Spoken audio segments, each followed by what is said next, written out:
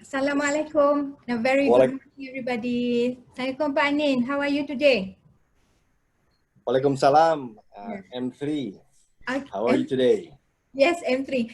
Thank you everyone for finding time and joining today's Center for University Industry Collaboration Virtually Connected series.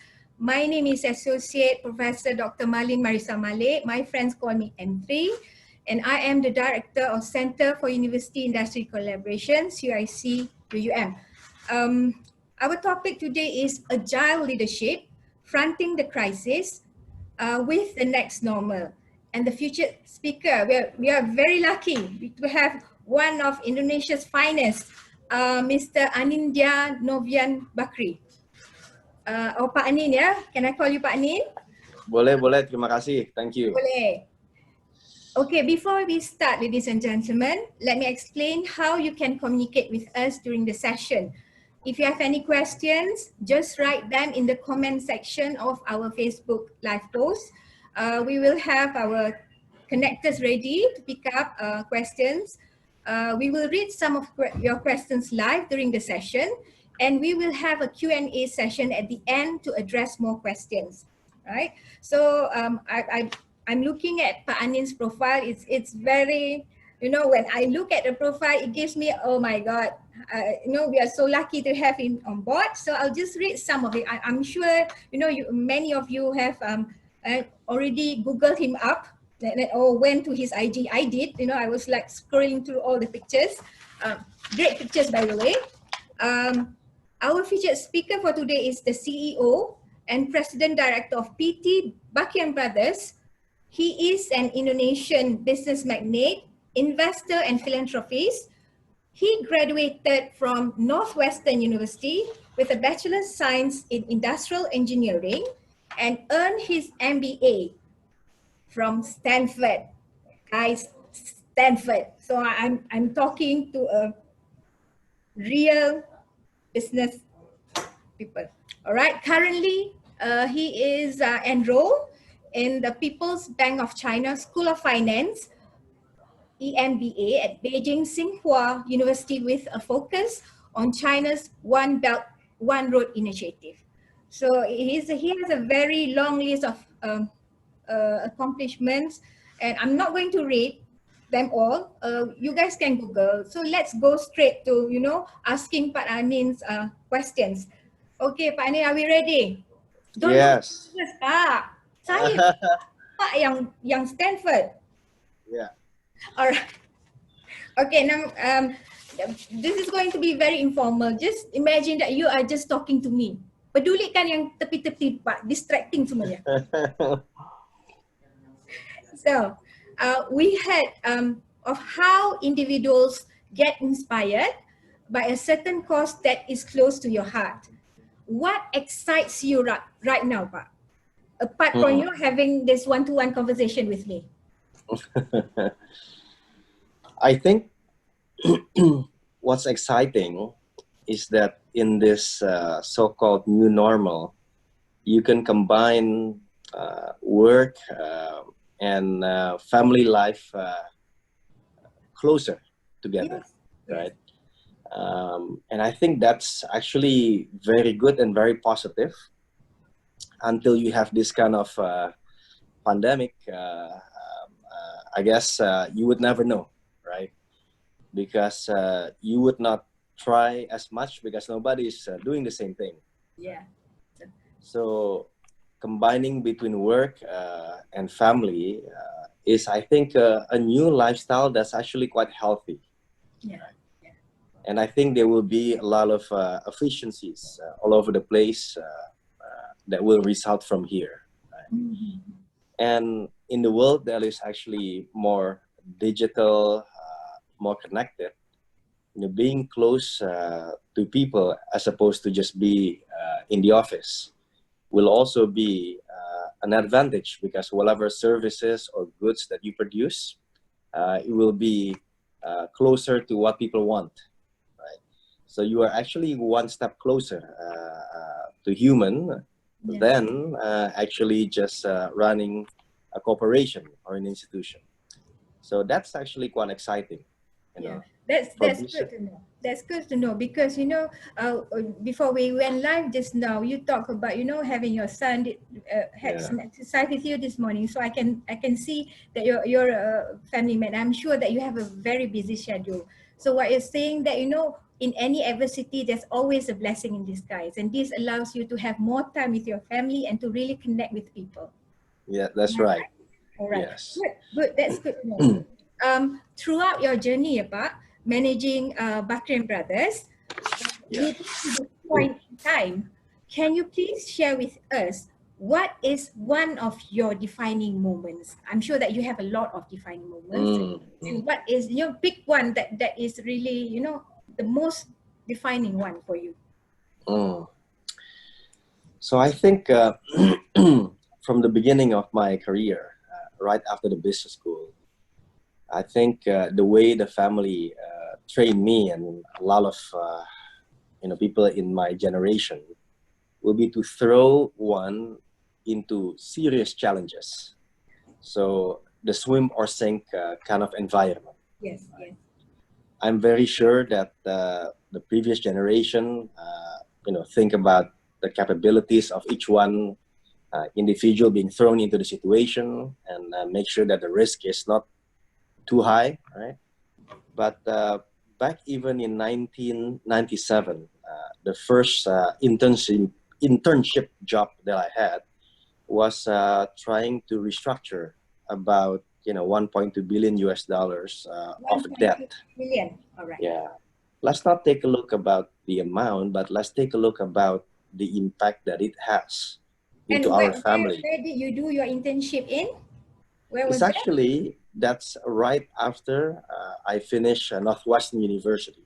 So Northwest I did it actually Chicago, right? first in Salomon Brothers, but then I went back home because the crisis was very bad in 1997, Yes, yes, I remember that.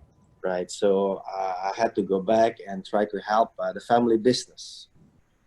So from then on, I see that, look, whatever we do, business will always come in a cycle. So always be prepared for bad times, right? Mhm. You can hope for the best, but at the same time, during bad time, like what we discussed, there are always opportunities to bounce forward, I call it, Yes, yeah. right? So that's one in 1997. And 1997. then in 2001, right after the business school, the same thing pretty much happened. Yeah.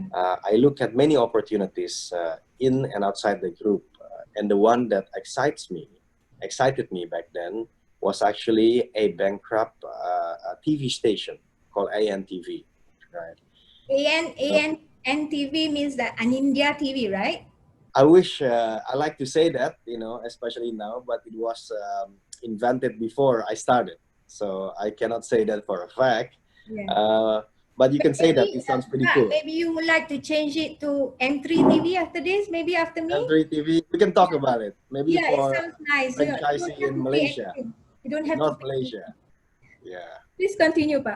Yeah. So 2001, when I came back from the business school, I, took this challenge, took over this company, went to bankruptcy court, and got all of that alive, and built the company one brick at a time. 10 years or so later, we listed this company. And now it is one of the most successful TV stations in Indonesia, and now is embarking on the digital era. Right?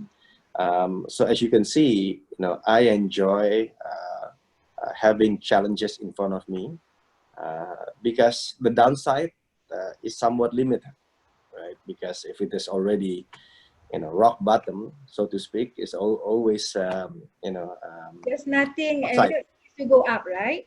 Yes. So the same thing over and over again. Like now, for example, you ask in 2020, global recession. This is another thing, like in 97, 2001, 2008.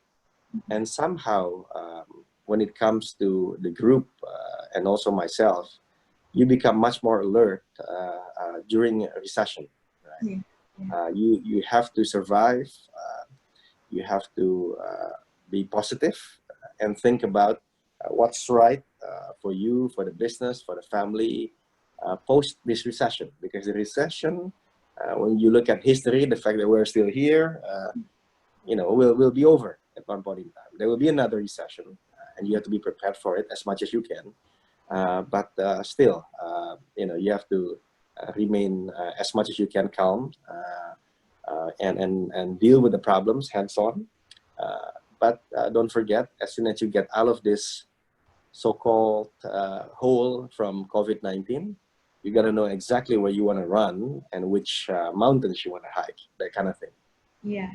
It's good touch about, having to get your hands dirty, you enjoy the challenge. And I like that you have a very positive outlook of things.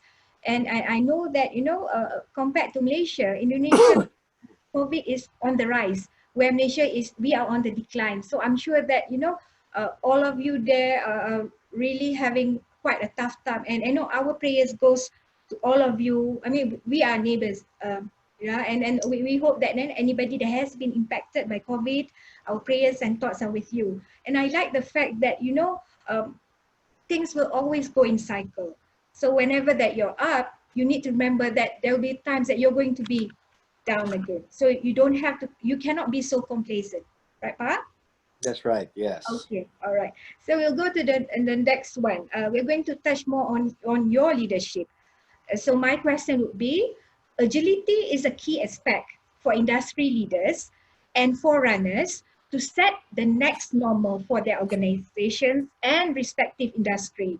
How did you recalibrate and re-strategize your multi-stakeholder collaborations to convince them to adapt and carry on with the next normal?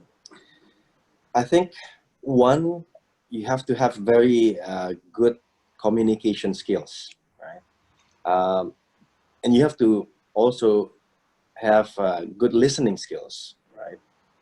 You have to communicate what you have in mind, but you have to listen also and observe how the situation is. And quite early in March, we have declared basically in the group that this is, quite serious, right? For Indonesia, for Jakarta, for the group, right? So we had a good open communication saying that, hey, what do we know? What do we don't know, right? What don't we know, basically, right? And then we try to get the best brains in the room to figure out one step at a time, how do we handle this thing? Because at the end of the day, this is a health crisis, right? I've never seen one before. So I reach out to a lot of the stakeholders I know that know better than us about this type of issue. So the first thing is communication. Right? The second thing is ability to convey messages to your stakeholders that things are probably going to get harder. Right? So you have to explain the reasonings, but you have to take some drastic measures sometimes, right? To be much more efficient, because the only thing we can control is the cost structure, right? We call it the revenues will be inshallah in this kind of thing, but the cost structure is up to you to handle. But also you need to make sure that in your communication or in your dealing, we touch upon this again, we remain optimistic and reasonably cautious at the same time. But think about, okay, what would be the next opportunities or business models that we may want to embark on, knowing that, after all of this pandemic, things will be different. And overall, don't forget also, you need to be open-minded and learn from others as well. Yeah. And the beauty about this kind of thing is that, you have time on your side to think, right? But at the same time, you also have to know that you can be much more impactful to others, not necessarily within your ecosystem. Right? So anything that you can do to help others with whatever you have, it's not necessarily financial resources, but your thought process, your inputs, ideas will be useful. Therefore, a lot of things like this is good because it's not only physical and financial pressure that you get in this type of thing, but mental pressure is quite important. And also I want to underline, we talk about agility, but basically faster adaptability is quite important, right? And yeah, we talk about innovations as well. So a lot of things you can experiment when it comes to something like this, and I think that's one flip of the coin. On the other hand, it is very much a sad time, a difficult time, very difficult time.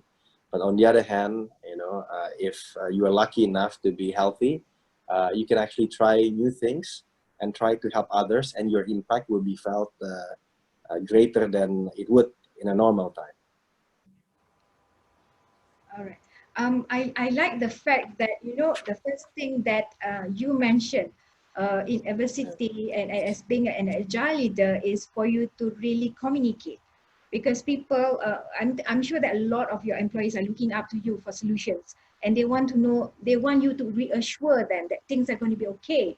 But at the same time, we need to address the situation, right? You can't be in denial all the time.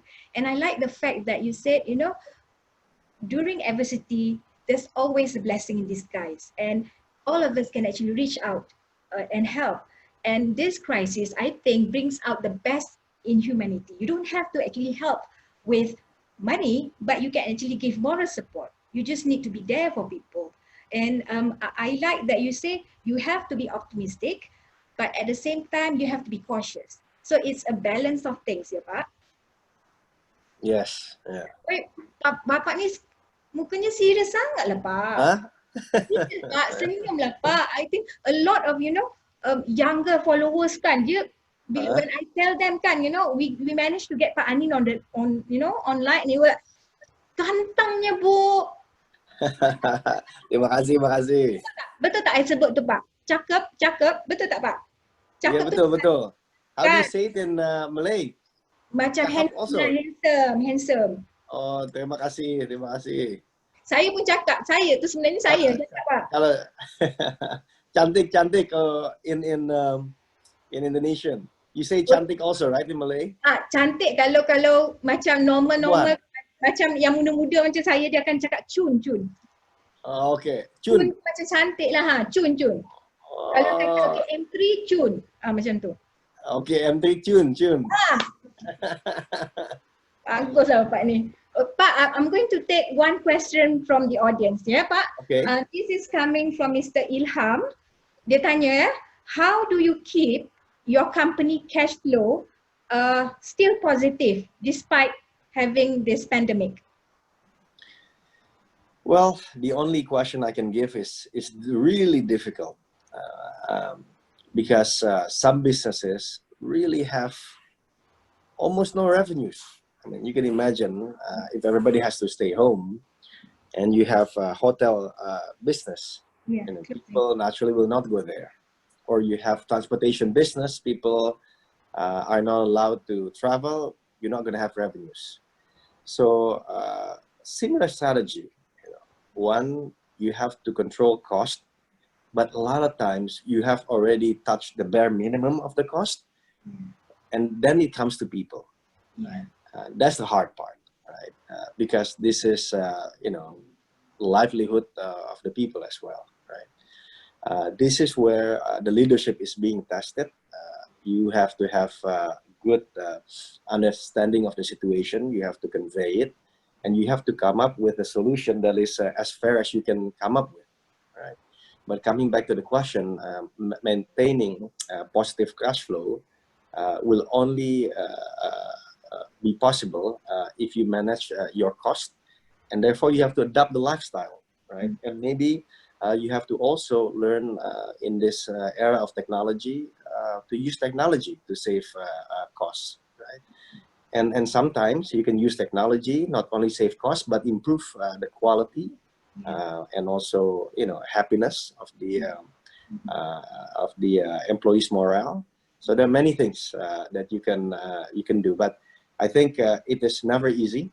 And don't forget, you should also talk to your financial partners, like investors, creditors, vendors, to make sure they know what you are up to, the challenges that you have, and you still have the good intention to honor whatever obligations you have. But it is just a very difficult time, so you have to convey it. Yeah.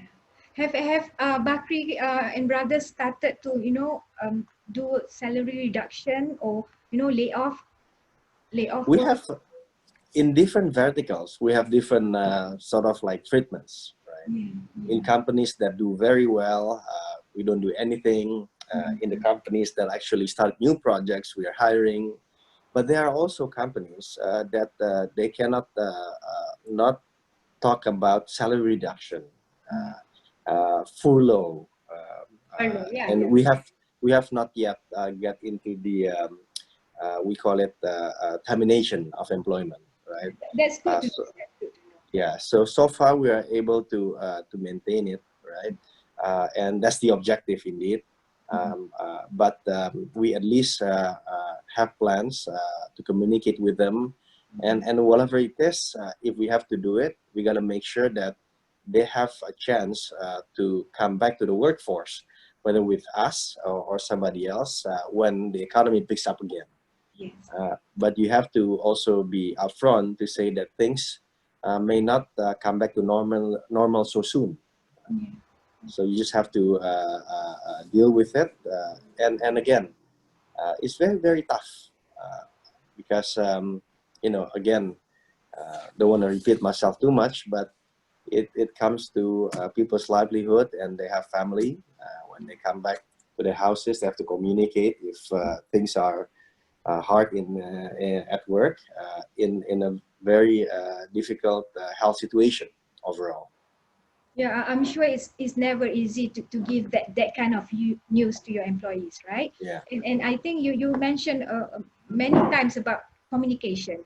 So I think with the right kind of communication and to keep everybody updated on what's going on, what are the future strategies for Bakrie and brothers, I think that will actually create a more a clear pathway of where the group is heading. And I'm sure that your employees really appreciate for you to actually tell them what's going on and address the situation, because I I think hope so. yeah, yeah, I know so, Cik. I know so, macam lah tahu kan. Uh, tapi because I feel that sometimes leaders just want to hide things from employees. I mean, employees should know the truth, and people are so with the with everything can be shared online. People Yeah. actually know what's going on, and people are more aware of things. And I'm sure that people know that the pandemic hits everybody. Nobody is spared. So it's just a matter of trying to stay afloat. Just now you mentioned about sink or swim, right? So try to stay afloat and try to and then work towards having a better solution for the for the whole population. And when we are talking about it, that means you're talking about the whole of your businesses. So That's there must right. be Yes. some businesses are doing so well and some are not. So it's a more having a balanced take on things. Betul? Yes. Bapak ni macam serious je. Okay. Okay, we'll go to the next question. Yeah. So we are going to talk something that is very close to your heart. Because I know that you mentioned about the NTV, about Viva. Yeah. As the Yeah. CEO of Viva Group, Viva ke Viva Pak? Viva ya. Viva. Viva. Viva. Okay. As the CEO of Viva Group, what are your thoughts on the role of media in mitigating social anxiety, yet maintaining responsible and ethical reporting during the COVID-19 pandemic? Yeah. So I think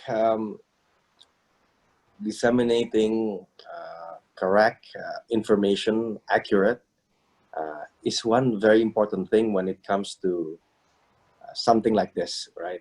People hear so many information from different sources. A lot of times they don't know which one is right or wrong, right?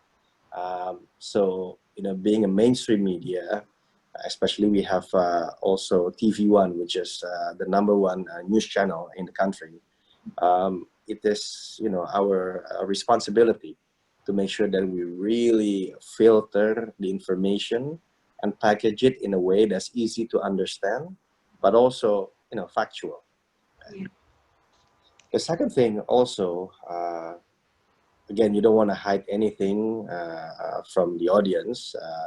You have to, show what's really the situation, but at the same time, to kind of like, help them to see clearer things going forward, or updating them about how they can live their life, to the fullest in this crazy time and difficult time is also important. So meaning, to bring optimism into the audience is one thing that you can do, right? And the third one, you actually have to also give inputs to the government, right? Constructive inputs, because at the end of the day, they're also learning as they're doing it, right? But we have to give inputs in a way that you are helping the government as opposed to just trying to make, critics as a sensation, right? Because they're doing their very best also. So, the TV stations, two of them we have, is going to basically all the houses in Indonesia. It is free to air using antenna. I mean, you can use it cable or satellite too. So yeah, that's almost like a social duty. This is one of the businesses that may not be, in terms of revenues, the biggest in the group, but the social impact is probably the biggest. So you mentioned about factual reporting, you mentioned about being accurate and telling the truth, because we don't want to create unnecessary panic. And then I also Yes. like the fact that you said, as a responsible company, you also give back to the community. And I read in your website that, you have this pillar called Bakrie untuk Negeri, something like that, Bakrie Yes. benefit people. And I like that, companies know that they have the duty to actually give back to the community. And I've seen a lot of news whereby Bakri is up front and center helping the Indonesian government to help manage, or helping to ease the problems in managing the pandemic, which I think is should be lauded, because sometimes when you talk about companies, especially like a conglomerate like Bakri and Brothers, it means that you guys are doing so well, but at the same time you also give back, and then that is something that is very noble of a company of that stature. So congratulations. And any plans to work with any Malaysian companies in the future? Well, we actually have a partner from Malaysia in many places. One thing comes to mind is certainly our power project. Is a big power project. We partner to not only build but also operate, and electricity is very important, especially when you have this industrialization going on in the country. Right? But coming back to giving, I think earning and giving, it always comes hand in hand, right? So at least your earning becomes more meaningful when you can impact directly the life of many people, right? Yeah. Yeah. And even giving has also its own innovation, just the way you give, the way you raise money. And there are many ways you can impact lives, right? You can focus on education, health, many other things, right? So we actually have different endowments or foundation for different things, right? And we let it happen the way it is. Different companies want to do different things, and their corporate social responsibility will start with community development, and that helps. That's good. You want to start from your area, right? And also some activities, they try to balance what they do to make money. For example, we have a coal mining business. It's a very good business, but at the same time, you want to balance yourself to make sure that the replantations of the coal mining or extraction is good, and then you also focus on the animals' life. to make sure that you kind of like balance what you do. You have to do what you have to do. It's a part of energy that you need, but there is a lot more things that you can do by being responsible in that field alone. Or a lot of times also we focus on, we call it giving the bait as much as we give the fishes, right? We want to teach a lot of people how to do business. Like in our plantations, we have good cooperation cooperation between us and small medium farmers, right? Because at the end of the day, the first generation, almarhum Ahmad Bakrie, he was also studying a very low base. Right? Is that your grandfather? Grandfather, yes. Kakek, right? Kakek? Kakek, betul. See, I know Indonesian language, I know. Yeah, kakek. So yeah, so that's also close to our heart. That's good. And I like just to recap what you have mentioned just now. You talk about you need to earn to give, right? Because if you don't have money, that means you can't help people. Yep. And it's not just about just giving. It needs to be about teaching. It's like teaching somebody how to fish rather than giving the fish, because that will be more sustainable. And you talk about, at the same time, when you have development, you're going to ensure that you will still preserve the environment. That's very That's important. right. Yep.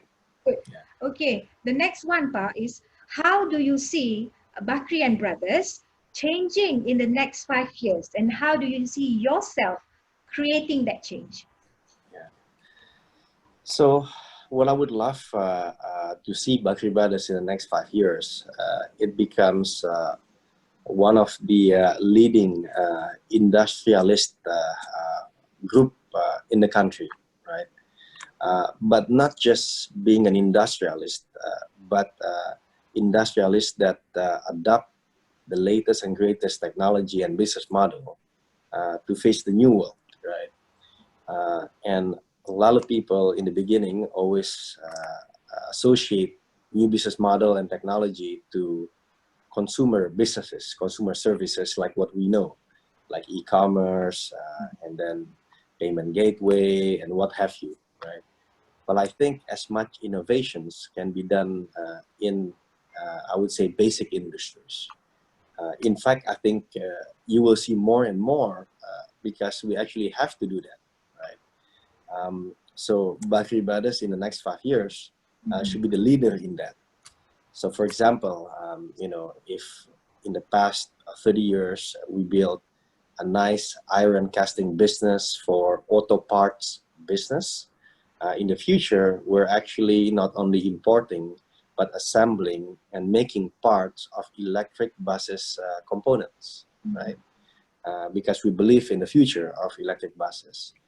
Or, like what we just launched 2-3 weeks ago, our group embarked on a big project to convert coal to gas to methanol. So, this can be used for biodiesel, but it can be used for other basic ingredients for, many things in life, like for plastic, for making dashboards in cars, or making tables. But the whole idea is how to do more with less, right? And that's basically the essence of industrialization. And now it is entirely possible. In the past, you have to think about the big idea. You gotta do all the research in the world to get there. But now you can even do beta testing, right? And that's okay. And that's one of the things that I would love to do, how to bring industrialization closer to the people, right? And also, for some of you who are hardcore engineers, right? I want to make sure that they also can pursue good career. Because still, I think, I come from telco media technology background. I like that field. That's what I focus in the first 20 years. But, people still need bridges. People still need power plant. But they want smart manufacturing. They want smart mining, right? And those type of things is what we want to be known for in the next 5 years. But also build a good business and sustainable business, right? You know, all these things that people talk about, environmental friendly, social impact, and then governance is also one of our measurements on top of just profitability per se, which is already hard enough. But you know, corporations is just a bunch of people who also have responsibilities to where they live, to the country, and so on. I think when you mention about what are the future plans for Bakrie and Brothers, I think it is very comforting to all these young future graduates, where you know now people are so worried about whether they're going to be employed, and when you actually make it clear on the next direction of Bakrie and Brothers, I think it gives some kind of comfort that for the younger generation, that they can be part of that development, the ones that you're going to do at Bakrie and Brothers. And I think a lot of our younger generations who are listening in, they must be smiling right now, that as if to say that, you know, Pak Anin says that it's okay. We will do a lot of things so that we will actually give back to the younger. You know, in fact, I would say 3M. You know, other than you know, all these new businesses, you know, mushrooming, digital businesses, and that's great. I think anybody who wants to start a company and have the passion and guts to do it, they should try to do it. If not, join somebody else's companies. So those are good. But I want to just assure the people who are going to graduate that all the conglomerates or basic industries, traditional companies, they too have to innovate, right? And they too need to recruit a lot of good people. But it will be probably different type of people that they need in the past, but they still need people to do the job. And in this era of you know, gig economy, sharing economy, people can be private contractors, you know, and that's good enough. For example, let me just give you an example. In trying to figure out how to narrate the complex Bakrie group into an elevator pitch or 3 pagers of, like, you know, just written statement, I say, hey, look, you know, why don't I reach out to my alma mater and see whether we have 2 or 3 business school students who want to take on this project, right? You know, we have some contractual agreement, you know, it's not much, but they can also be seen as one, you know, defining the way we're going to storytell about the group, right? So they find it exciting, right?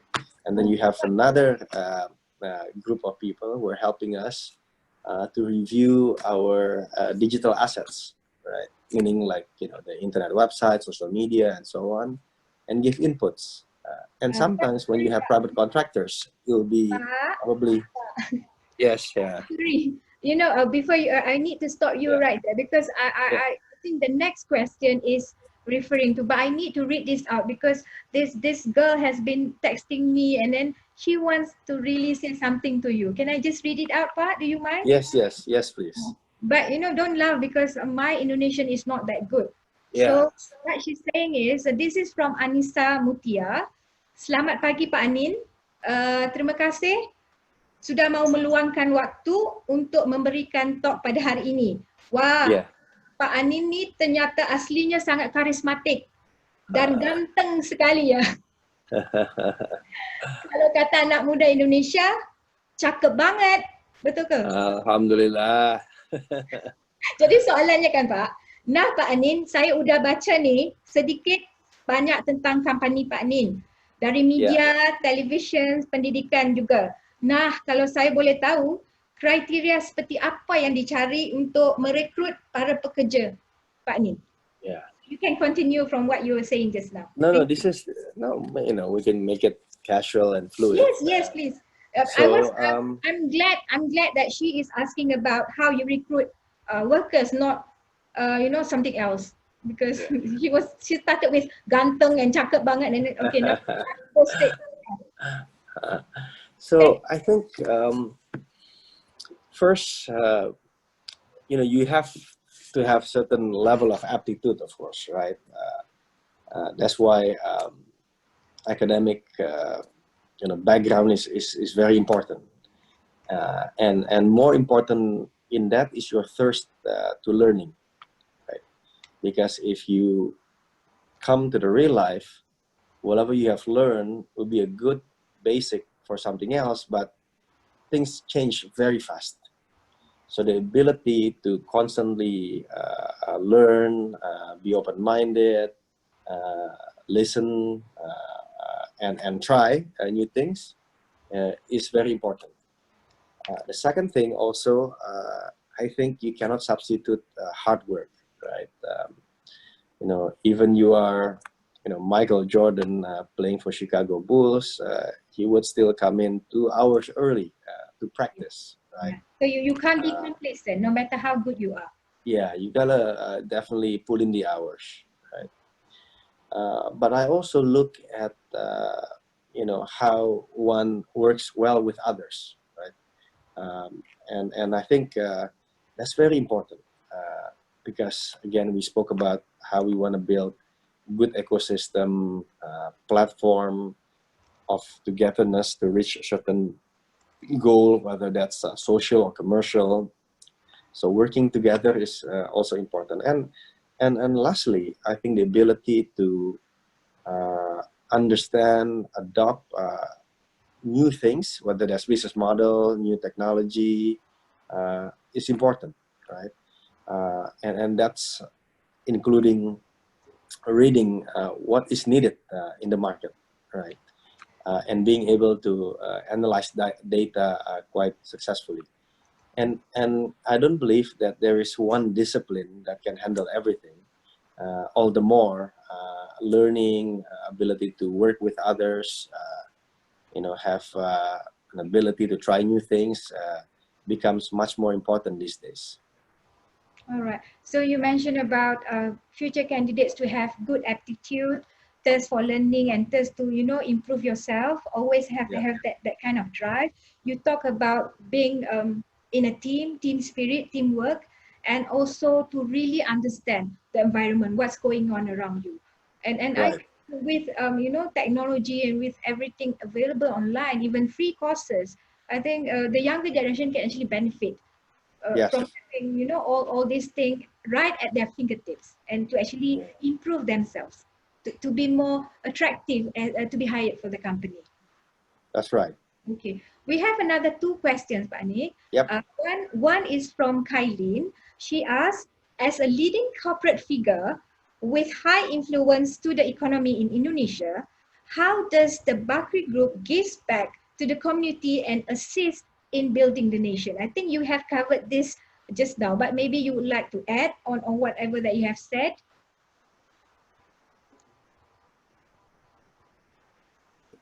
And it's never look, giving is easy, but giving as long as you have the means, right? But giving with the largest impact possible, like return on social investment, so to speak, is the hardest thing, and you have to keep learning from others, right? So we always have this debate between the giving from corporations and the giving from the family, right? And also giving from others, which we distribute, right? It's always something that you can just, make it separate. You have Bakri untuk Negeri for corporate social responsibility primarily. You have Bakri Center Foundation, that's for family giving to help others to go to higher learning, or Bakri Amanah, that's focusing in helping people to collect money for sedekah, for zakat, and so on. So there is no right or wrong. You can do all those three, but the key will be how to make sure that you have the highest social impact in anywhere you do, right? So Because there's a lot of easy way to do it, which is just to give monetary instrument just like that, right? But when you put your heart and mind to it, the same money will always go the distance. So you're saying about how to ensure that you be able to best stretch that $1, right? Yeah. Yeah, And that's as much as innovation, as business innovation, right? You have limited resources. No matter how much you give, it's still limited. You have more people that need it, right? And also, it's a good way to push the boundaries so that others can also learn from you, right? And never forget that you're going to learn as much in the process, also, right? To see what's effective. And if there's any way you can make the people that you assist or work with be able to also help others, that's where scalability becomes, come into the picture. Yeah. Yes. All right. We have one question from Charin. Yeah. Moving towards smart manufacturing, Indonesia needs to develop further in infrastructure. What are your hopes with regards to infrastructure development in Indonesia? Yeah. Actually, I think first of all, Indonesia is a big country, 17,000 islands, 34 province, from Aceh to Papua, can be 8 hours flight. Which in Europe you can go from UK to maybe in the Middle East somewhere, right? So it's never easy, but we actually are proud that we built a good network of telecommunication or information infrastructure, right? It costs a lot of money. The government has to be right and center. But the key also how to work with private sector, I call it to build the fish bones. Imagine there's a backbone, there's a fishbone, right? So therefore, the government has to have policy to make sure that private sectors can come in, and on top of it, you need to incentivize a lot of startups to build services, digital services, on top of all of this infrastructure, right? So we're happy to see a lot of unicorns either come from Indonesia or big in Indonesia, like your Gojek, Tokopedia, Traveloka, or even Grab being bigger in Indonesia than anywhere else, and many other things, right? So those things are important infrastructure, but don't forget the hard infrastructure is great, it's good, needed, but the soft infrastructure is also much more important. In fact, if you look at the top 5 companies in the world, they are basically building soft infrastructure, and with that, it's actually faster, better, cheaper to do it. But it has a lot of creativity in it. You need to have speed. You need to have hunger. You need to have better understanding than any other people about the audience or potential consumers. Right? It's good that you mentioned, the top 5 companies. These are companies that, that comes in and they're very agile. They don't have to be very big, but they are very agile. And the way that they treat employees is that, you can be anywhere in the world and yet you can still contribute. And that is That's what right. the next normal is all about. And Yep. I like that, you mentioned just now about companies, private sectors, and the government should be working together in unison to actually fine tune on whatever whatever strengths that you have, to ensure that you'll be a more robust structural platform in order for it to be so that everybody can actually contribute to by doing what they know best. So Yep. it's like everybody should be working together. Yeah. Okay. And that's the fun part too, right? You can learn from each other, Yeah. and you interact and become better as a whole. Yes, it's everything is about having to find a good fit. Like Yep. you're putting in a jigsaw and then finding the best piece to put in, and then everybody has their own strength. So you just need to Yes. know what they are. Okay, I'm afraid that's just about the time that we have. But before we Yep. call it a day, Pak Anin, let's spice things up. This is what I'm going to test you. This is what I call as my rapid fire questions. So you just need to say whatever that comes to your mind. Jangan overthink tau Pak Nin. Dia macam relax. Okay. Pak Nin, okay, Okay. free Pak All Nin. right. Okay, are you ready? Yes. You don't seem that you're ready. Are you scared of me? Am I that No, no, intimidating? I rasa kan lepas ni Pak Nin. no. Okay, let's start ya. Avengers or X-Men? Avengers. Okay. Favorite movie of all time? Godfather.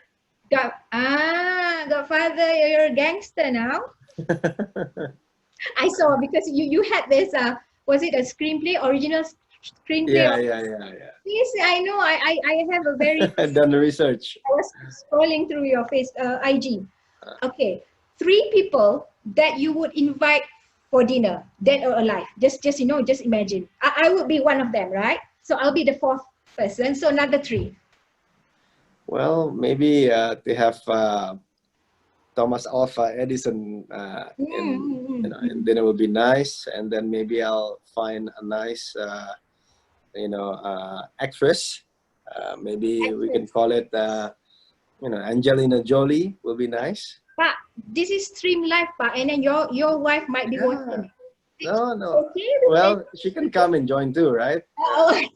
But is invited. I will be there as well. And Right. one more, Pak. Yeah. One more. Maybe we can have a nice musician. We can have Bono come in. You too. Bono. Yeah, from you too. Why not, right? Yeah. That's a good, a good combination. And when you invite me, I'll be the life of the party. All right. That invite. I'll give you my contact details to Ibu Shirley.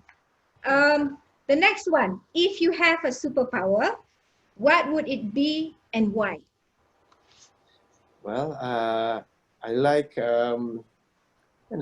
everybody says Iron Man, but I like Hulk a little bit more because Green. because it's much more human, right? You have your fear, you have your anger, but you can also be helpful, right? And you can change in size. Yeah. So that's and green is a good color too, right? Green is a good color. Mine is yellow today. That's right. I'm always a Captain America. Captain America. Yes. So, okay, we'll see in the Classic next guy. world who will win. Okay, I'm sure that you have met a lot of interesting people along the way, from your days in the US and so on and so forth. What's the best piece of advice that you have received? I think you have to live and learn. Try to enjoy yourself as much as you can. When things go bad, always believe it's not going to be like that forever. And when things go well, likewise.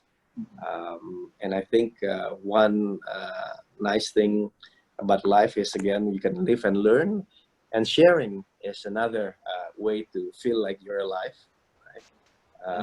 And yeah, just enjoy, take one step at a time. Do you remember who gave you that piece of advice? Who gave me? It's many people from different places, right? But it is a good advice. It is a very, very positive. 3 words that best describe you. So Anindya is hopefully sporty. Sporty. Hopefully, hopefully fun to be with. Although some people think I'm too much, hardworking or demanding. And hopefully, nice person.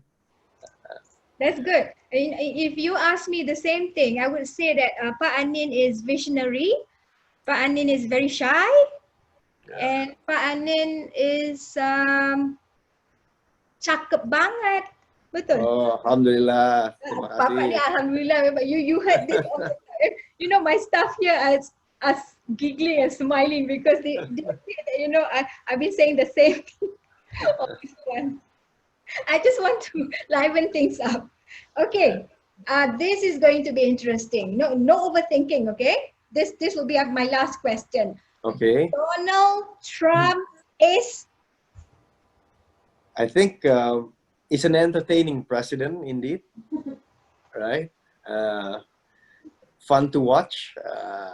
Not necessarily agree with all his views, but you know, sometimes you have that kind of leader, Yes. very hard-headed, and believes so much in himself, right? But yeah, you know, socially he can be very hard to digest. It's hard to digest. Yeah, you're very. I think we share the same sentiment. You will have those people around, which is good. That gives Yep. color. That gives color. Otherwise, we don't have anything to talk about. So I would just like to recap. So some of the key takeaways is that always look at the positive side.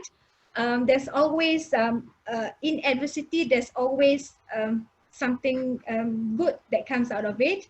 You mentioned about having to not be complacent. There's always room for improvement. And you mentioned about some of the criteria, some of the things that Bakrie and brothers did in helping to build the nation. And you also mentioned about the kind of criteria that future graduates should have. And you have a strong passion for improving oneself, and also to ensure that then when you don't just give, you need to make sure that you stretches the dollar. That's right. All right. Is there anything else, Pak Anin, that you would like to add that, you know, I haven't asked, or, you know, just to All good. Enjoy time in school, learn as much as possible from, of course, your professors, your peers, but also find a way to build good network, you know, for life, right? So Because having they are, the right kind of circle of friends, network is yeah, going to be good. that's right. And then do a lot of internships or, you know, small gigs. That's another way to practice what you have learned. And don't forget to also learn from other things, like, you know, whether you call it YouTube, masterclass, or whatever. Even when you're in school, so you can at least discuss it. Right? Yeah. So learning just doesn't happen only in classroom. So you can learn Yes. from those around you and whatever that is available online. Okay, that's good to know, because coming from an you know, I am an you know, somebody that comes from the education background. It is nice that, you know, you always have this good words, motivating words for the students, and I'm sure that they are looking up and then say, you know, I'm sure that after this my FB followers will increase because I managed to get Pak Anin. Okay, so thank you very much. Thank you. Everybody for joining. So that's all the time that we have now. On behalf of Center for University Industry Collaboration and University of Utara Malaysia, I would express our gratitude to our speaker, Papa Anin, for a very inspiring and lively session today. Thank you so much, Pak Anin. Thank you very much. Thank you. I hope Thank you, Marlin Marissa Malek, M3. Thank you very much. Yeah. The session today would not be a reality without the presence of all our wonderful viewers. Thank you very much, guys. And the Thank you. hard work of our colleagues from UUM Corporate Com, UMIT, JPP, UTLC, the library, CUIC, School of International Studies, and also Prof. Ayub and the team from PT Bakrie and Brothers. Thank you, Ibu Shali, for helping to hook us up. And a gracious note goes to Bakrie University, Ibu Sofia, Pak Dudi, and to all our partners university in Indonesia, colleagues, panjang sangat ya Pak kan, tak apalah. No, it's okay. Colleagues, alumni, and students in Indonesia who helped to promote this webinar and tuning in today for us. Most importantly, I would like to thank our Vice Chancellor, Professor Dato' Dr. Bashawi Abdul Ghani, for his unrelenting support to make this session a reality. So, Dato' VC, this is for you. Make sure that you give me high marks for this and for the CUIC team. Until next time, we thank you everybody for being with us today. Don't forget to follow our CUIC Facebook page and join us again for our next CUIC Virtually Connected series as we bring the industry closer to you. socially distanced, virtually connected. This is M3 signing off. Bye-bye.